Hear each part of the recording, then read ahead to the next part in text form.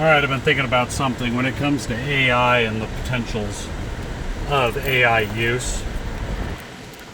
I saw an interview that Jim Acosta, the reporter, use that term loosely, had with basically a picture of a young man with a moving mouth and eyes to act as the young boy or young man who was killed in a school shooting.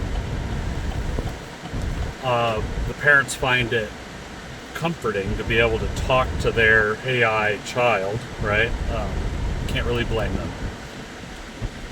Devastating, terrible thing, losing your child. I can't even imagine. God forbid for anybody and everybody to have to go through that. But it made me think, what's the next step? What's that opportunity that AI companies are going to see in that? Well, obviously, it's going to be some kind of AI monitoring, watching, documenting, learning everything about you or your child. If it's doing that while the child is growing, it'll have all your child's memories. Of course, it can't be in the child's brain, right? But it can watch, it can document, it can see happiness, excitement, sadness, right? Sorrow. It can see all of that and it can document it. As the child grows, it just creates this database on this human being. If, God forbid, something were to happen to your child and you had this subscription, right, that this AI company is offering, your child could live on with AI. They would know how your child reacted. It would be able to approximate so closely to what your child would say to a question, how they would react to something. It would be so close to your child that it's only natural, right?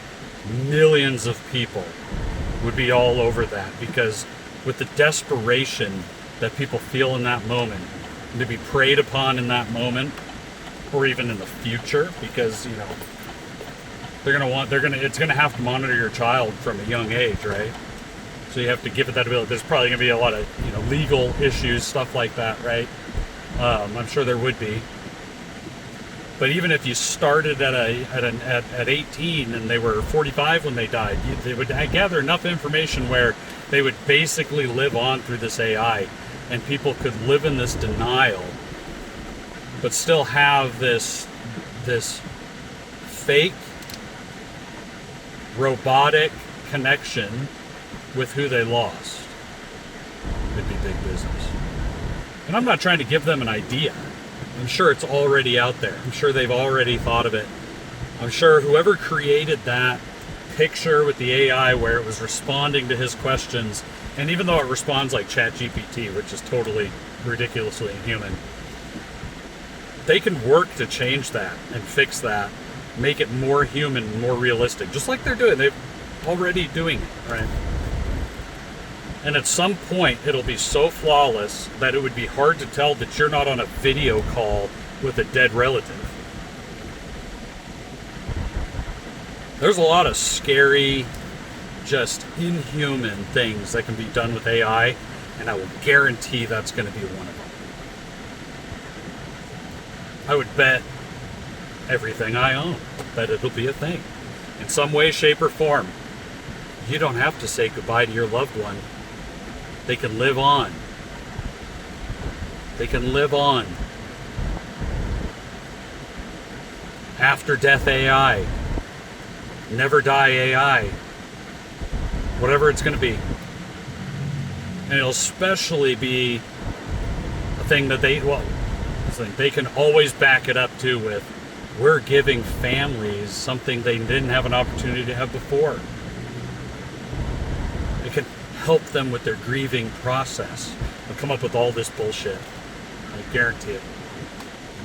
They don't see it as as the evil that it is, I believe. That's my own personal opinion, but for a second I was like, do I really want to say something? I might give them an idea, right? And I think, well, that's pretty arrogant. Like, anybody's going to see this video in the first place, or that I have some idea that some person in AI that's trying to find every way to take advantage of the population and take advantage of AI as it grows hasn't already thought of that. And that interview that he had with that AI chatbot was proof to me that they're already doing it. They're seeing that the flaw in that was that it didn't have a record and a database on that young man so it could act exactly like him. That it would know what he likes, what he doesn't like, how he responds to certain questions and experiences. If they have that, it's done, it's over. They're making $1 trillion first year. Anyways, I guarantee it. It's a scary, scary future, guys. But hey, we don't have to lose anyone. They'll probably do it with dogs too, cats, you name it, gerbils. You'll have to have like a video call with your gerbil or your dog or your cat. Or they'll put it in some fake robot dog and it'll act like your dog, or God only knows. The future is wide open. It's limitless.